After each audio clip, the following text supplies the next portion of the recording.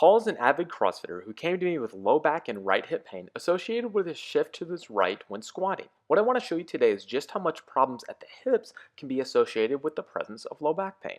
His pain was not reproduced with the compression test in the flexed posture, a test I learned from Dr. Stuart McGill.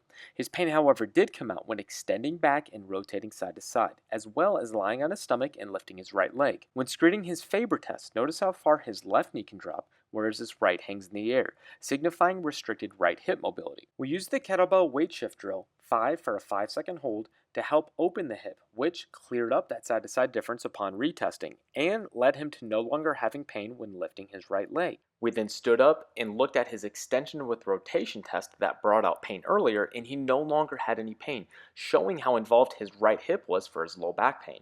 I then had him retest his back squat instantly, and now no more significant right hip shift. So now that we had addressed his mobility issue, it was time to reinstill some core stability. I then walked him through the McGill Big 3 to help him enhance his core stability before we then got under the bar again, and he squatted pain-free for the first time in a while with some load on his back.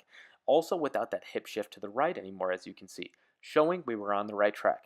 So to wrap things up, I would have given him a diagnosis of low back pain with an extension with rotation intolerance with an associated hip mobility imbalance. I followed up with Paul a few months later, and he's doing great, back to squatting pain-free. Great work, Paul. They say that energy flows where attention goes, so I pay no mind. Why waste my time with all these negative cats scratching? So caught up in their egos, these people have lost.